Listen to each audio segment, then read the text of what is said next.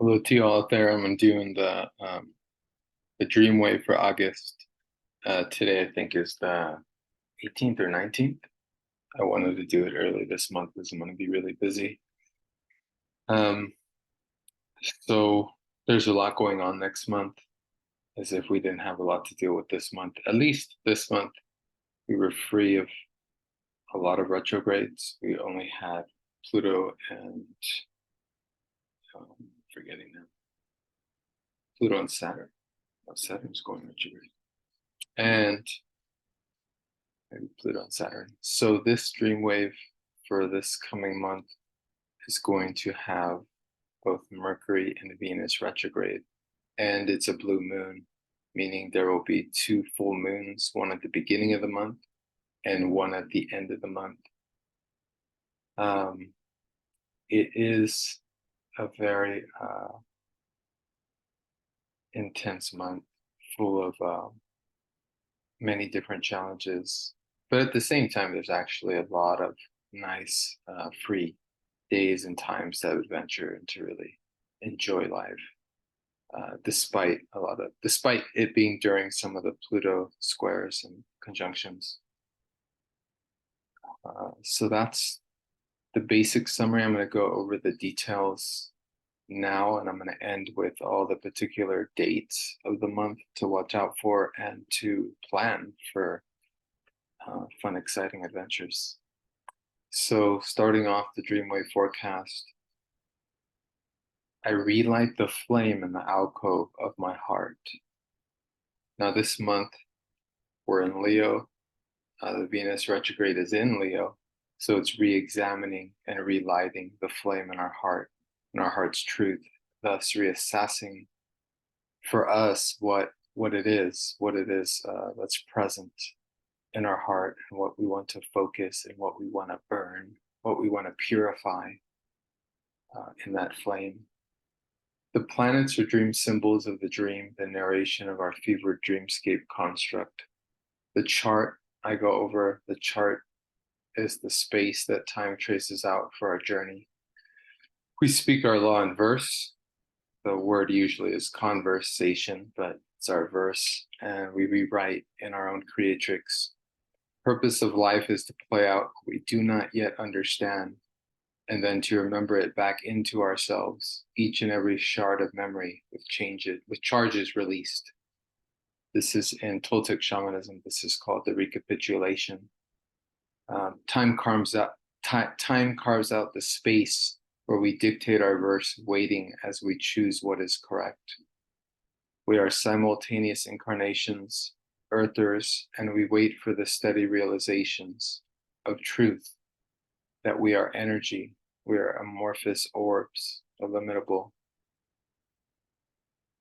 In human design, the astrology signs are split up into the 64 gates.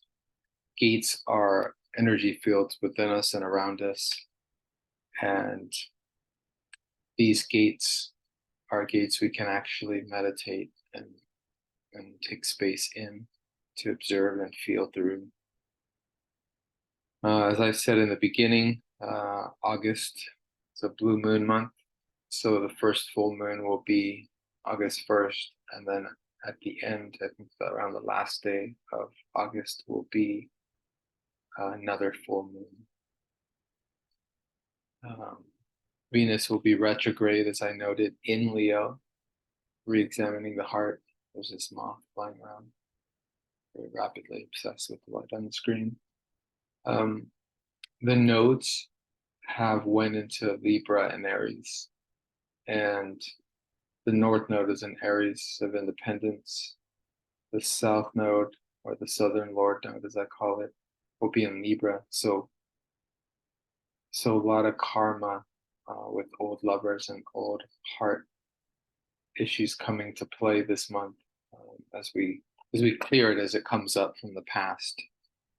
Usually, people or events coming up during this time are coming up to be cleared. Usually nothing coming up during a Venus retrograde will be of any permanence. It's best to stick, to do your best to stick through, because any new plans or new shifts will reset back once Venus goes retrograde in September 3rd, I think. We'll start with gate 33. Gate 33 is the gate of secrets. Tell me again, share and retell a story in a new way outside of victim and victimizer tautologies. So share yourself in a new narrative, perhaps in third person. Third person is a way in which we can create separation from our own emotions and our own personalizations of what happens to us. And then I added, tell a story with heart, tell your story. And this will be gate 33, July 31st to August 2nd. Now the full moon is on August 1st, so during around that same time, the full moon lunar eclipse, no, it's not an eclipse. The full moon will be in gate 19. This is an Aquarius gate. This is 9 degrees. So you want to look and see if you have any planets early on in Aquarius, or opposing in early Leo, or squaring in early Scorpio, or early Taurus. So be squaring.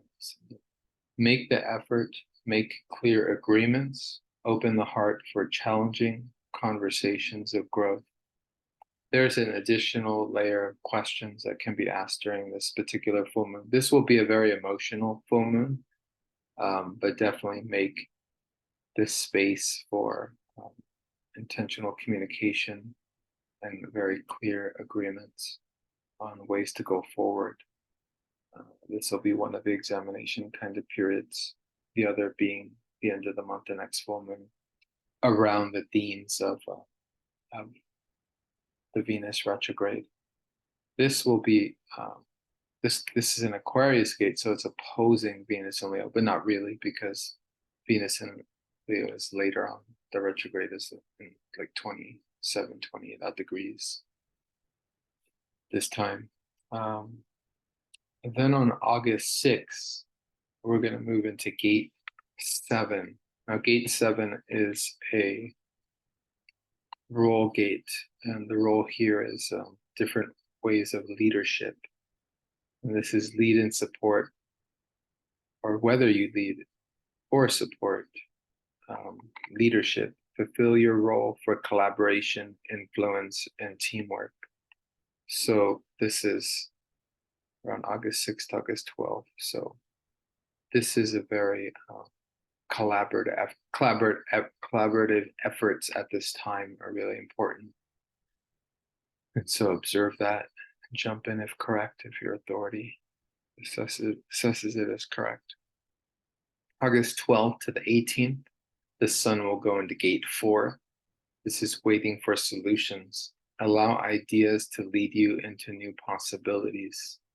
So gate 4 is one of the mental gates on the top part of the human design graphs. And this has to do with being patient and waiting for the solutions to come to you, and not overly aggressively reaching out for them, but allowing them to come in the form of new possibilities in ways that you haven't imagined. We don't always know like how solutions come forth. Sometimes they can come forth in such a way where it's just something we overhear in a conversation while we're at a grocery store, or it could be something that came on a video that we didn't even select. It could be something just we see randomly, and our kind of third eye or our peripheral eyes kind of pick up on it. And so our eyes immediately go to it and we read it or see it, and that creates the new possibility. Around this time, August 16th, the new moon will also be in gate 42, thus underscoring and nuancing this very specific theme of possibility. And this new moon will be in Leo, 23 degrees. This will not be far from the Venus in Leo. And so that's really nice. Make the effort, make clear agreements to have challenging, heart-led conversations, to share your values, and open for the waves of pure love. And so this month, many opportunities for purification, for the burning and purification of the heart.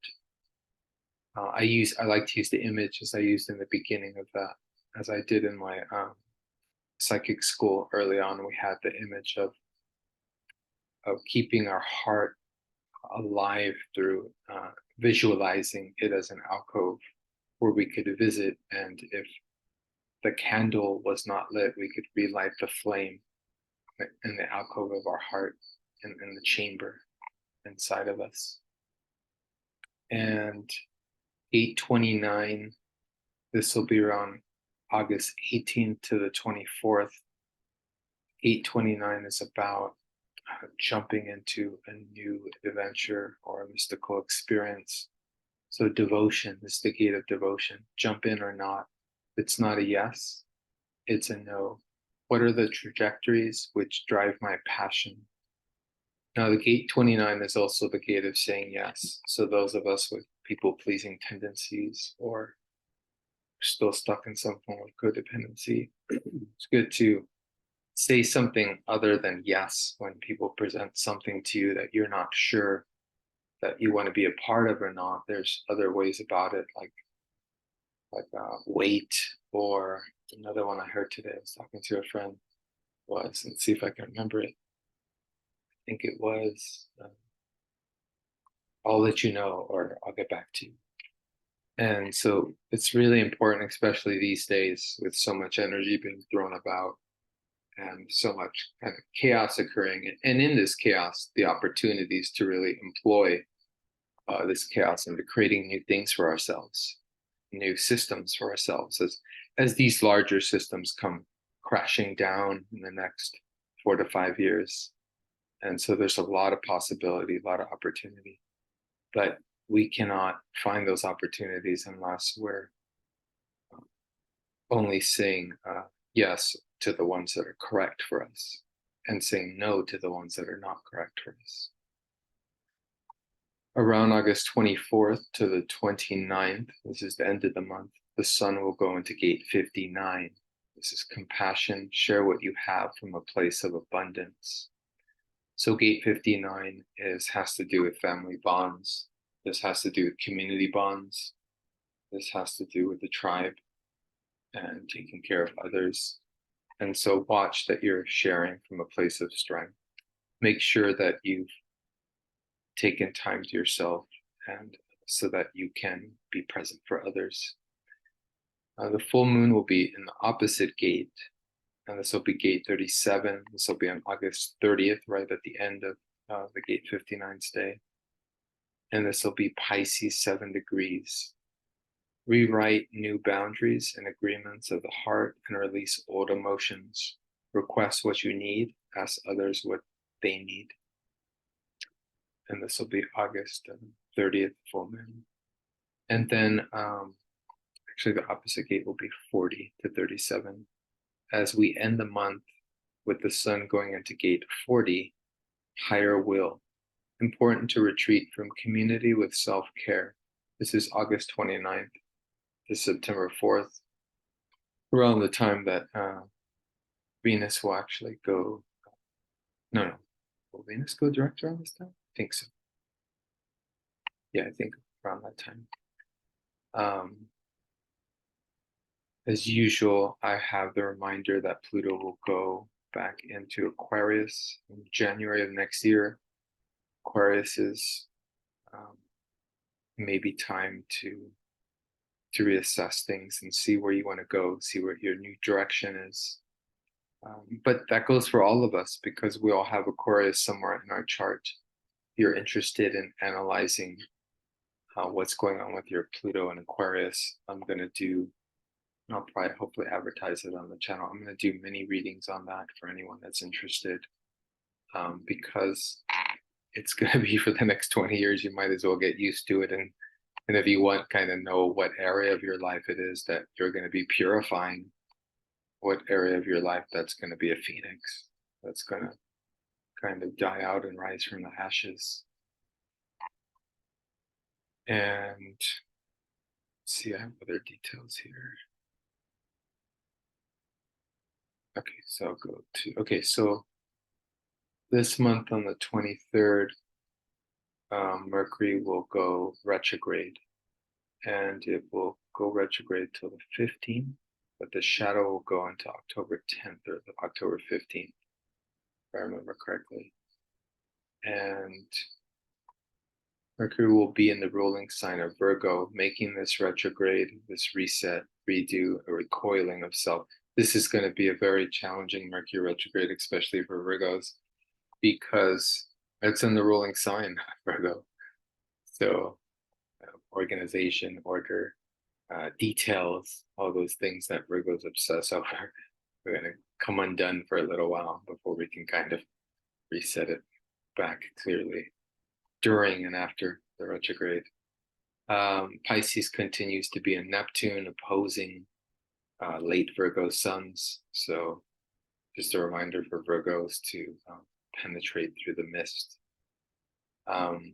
Pluto continues to retrograde. I'm in the heart, purging with fears. As I mentioned prior, the nodes are now in Aries and Libra, and they will be there till January 2025. So for the next 2 years. We just left the nodes in Scorpio and Taurus, but not without continued effect, as eclipses can last as far as 6 months to a year in impact. And we had some recent eclipses in Taurus and Scorpio, and we're going to have another one in Taurus in the fall. Venus retrograde continues. Safety, loyalty, affirmation for the vulnerable heart. Watch ego excesses abound and laugh. Pluto, as Pluto continues in retrograde, it will have intense aspects to the moon this month on the 1st, the 6th, the 13th, the 20th, and the 27th. Not all of these days are challenging, though. Actually, the weekend of August 19th and 20th is great, as well as the 26th and 27th. 13th and 14th are also very powerful days. Take it easy on the 22nd, 24th, 16th, 1st, and 9th. In summary, in August, we have something really cool happening. I think it's Jupiter and Uranus will be in Taurus. Mercury and the Sun will be in Virgo, and Pluto will be in Capricorn. So we have planets representing all 3 of the Earth signs. So a nice little, we'll see if it comes up at some point in the month, a nice little grand trine. And it's an opportunity for practical growth this month, you know, not without the challenges of illusions and delusions brought to us by the Venus retrograde, but, you know, brought up for us to reassess and to clear up. And that's all for this month's Dream Wave. I may release this tonight. If I do, then tomorrow I will have a live on my channel, and it will be around 1 p.m. Pacific time, and it will be on the basic human design chart, and I'll go over the meanings of the lines, or sorry, the gates, the 2 columns, the personality, and the design side. And that's all. Thanks so much. Please consider subscribing. And thanks.